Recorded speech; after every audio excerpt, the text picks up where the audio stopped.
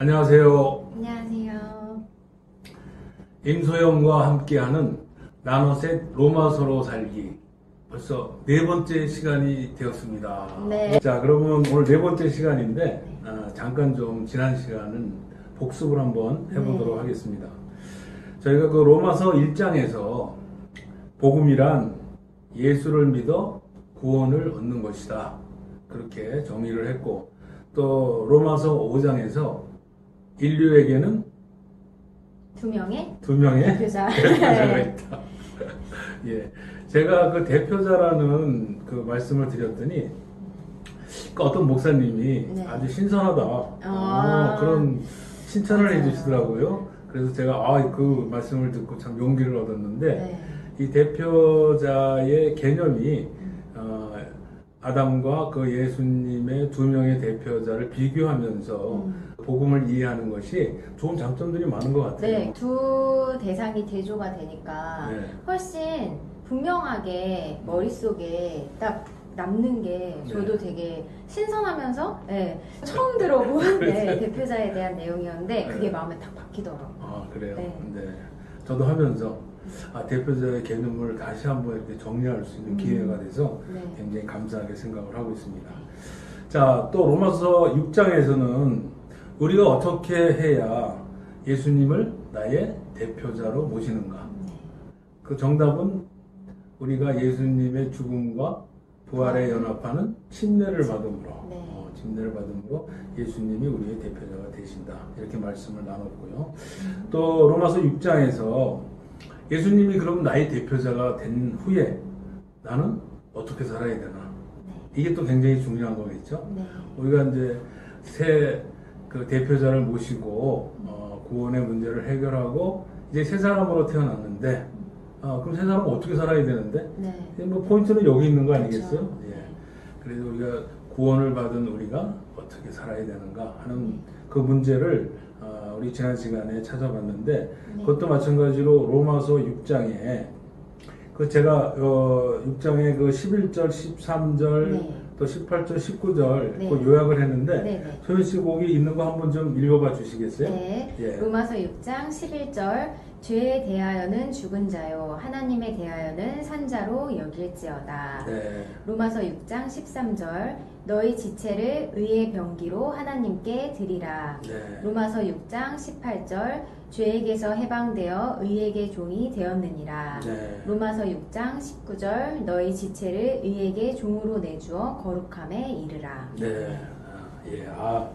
이 세 사람으로 태어난 사람은 이렇게 살아야 된다. 우리가 그 로마서 6장을 통해서 살펴보았고, 이런 우리가 구체적인 우리 삶의 기준이 있어야 될 텐데, 하나님 나라의 법대로 사는 것이 하나님 나라의 백성으로서의 의무겠죠. 네. 하나님 말씀대로 산다는 구체적인 기준은 우리가 율법, 특별히 십계명을 갖고 살아갈 때에 우리가 의롭고 선하고 거룩하고 신령한 삶을 살아갈 수 있다고 볼 수가 있습니다. 네.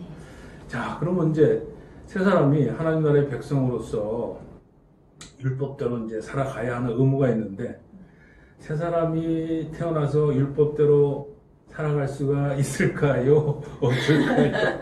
한번 경험으로 한번 생각을 한번 해보시면 어떠세요? 살다가 못 살다가 살다가 못 살다가 계속 반복하면서 지내고 있는 것 같아요. 넘어졌다 일어났다 네. 넘어졌다 일어났다 그러죠.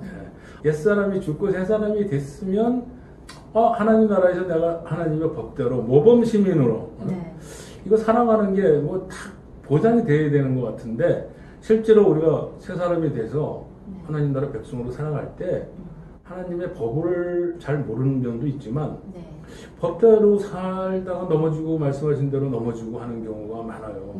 그래서 오늘은 그 원인에 대해서 우리가 좀 말씀을 찾아서 알아보고 그 원인이 만약에 극복이 된다면 우리는 진짜 하나님 나라에서 하나님 나라의 법을 잘 지키는 세 사람의 삶을 살아갈 수 있지 않을까 생각을 합니다.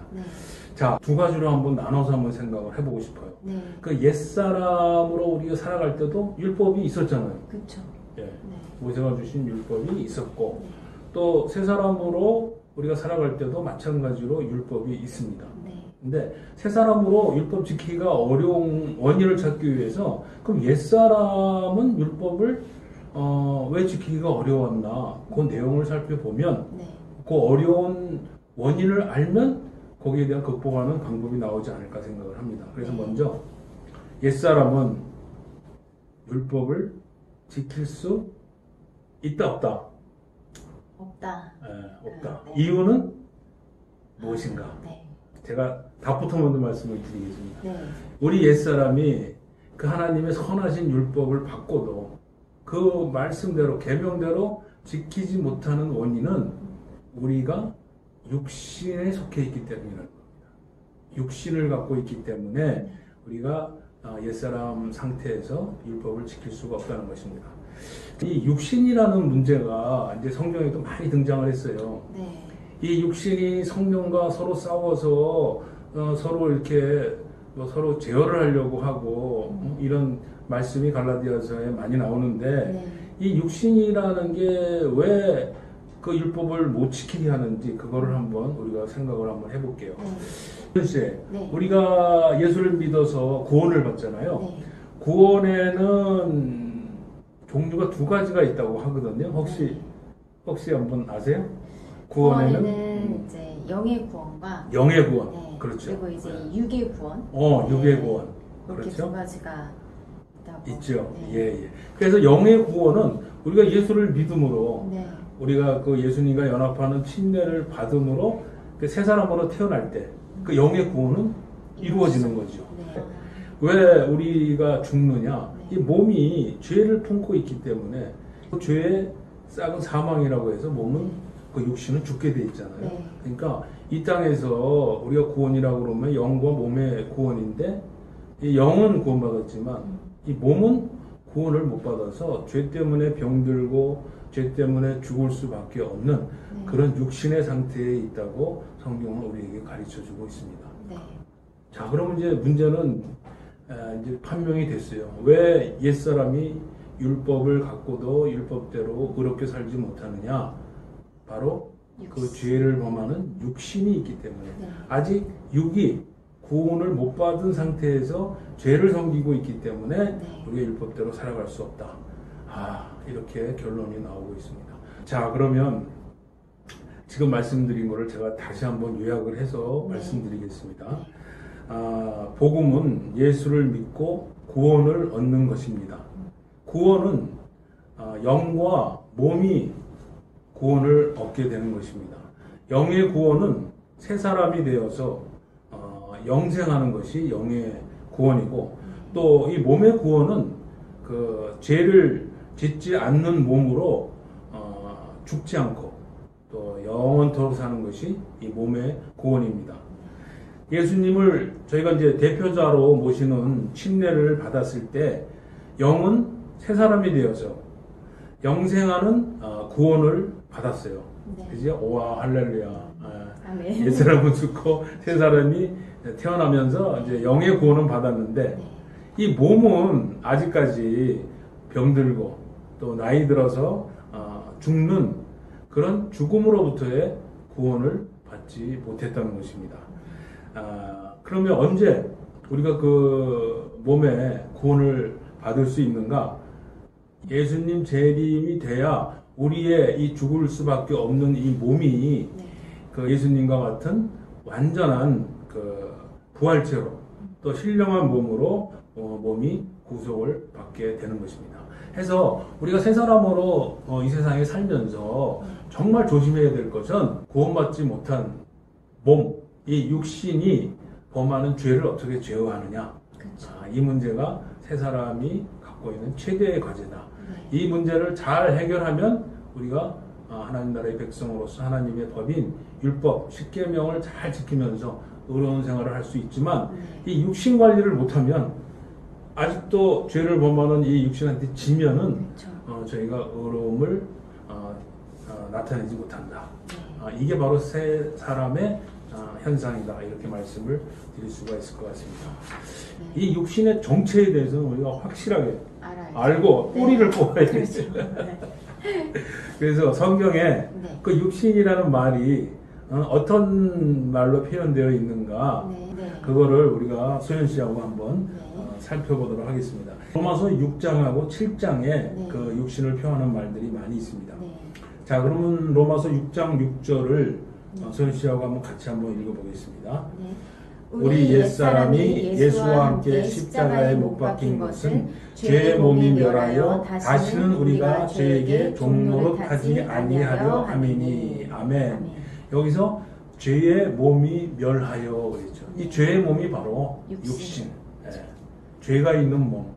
그러면 또 로마서 6장 12절 소연 씨가 한번 읽어주시겠습니까? 그러므로 너희는 죄로 너희 죽을 몸에 왕노릇하지 못하게 하여 몸의 사욕을 순종치 말고. 네, 아멘.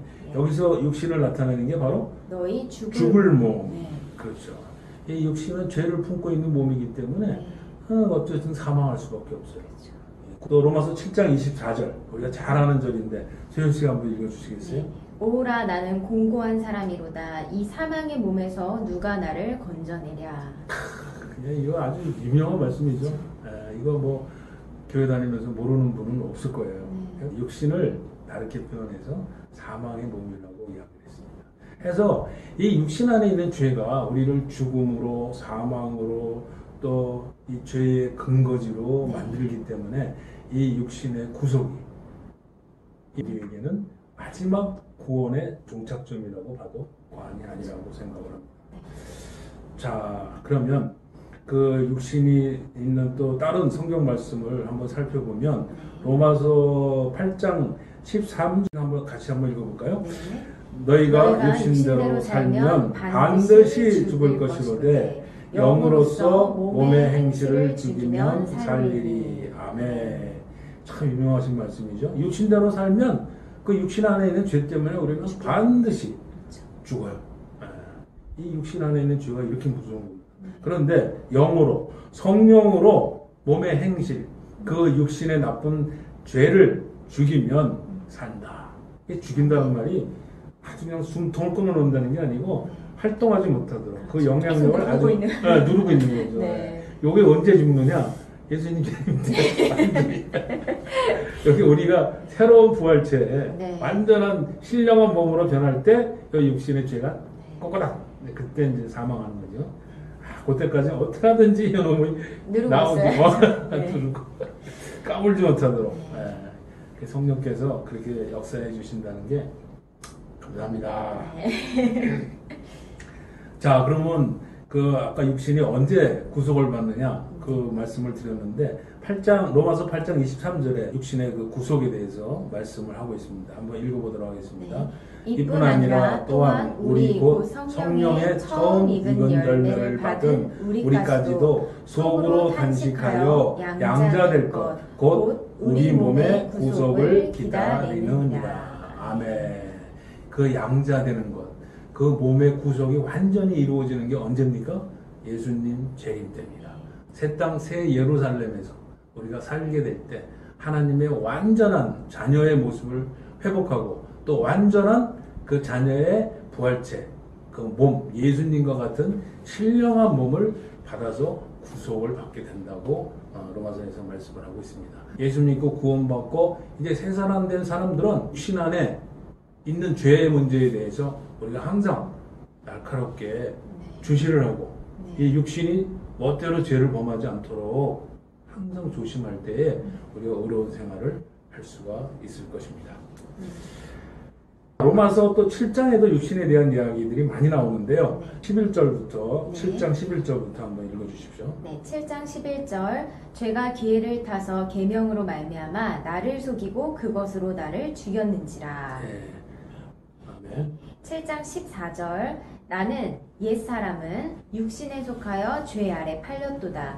악한 일을 하는 것은 육신에 속한 죄니라. 로마서 7장 20절. 네, 17절보다는요. 네, 17절 이제는 이것을 행하는 자가 내가 아니요 내 속에 거하는 죄니라. 네, 여기서 내 속이라는 말이 바로 육신을 육신. 이야기하는 거죠. 예.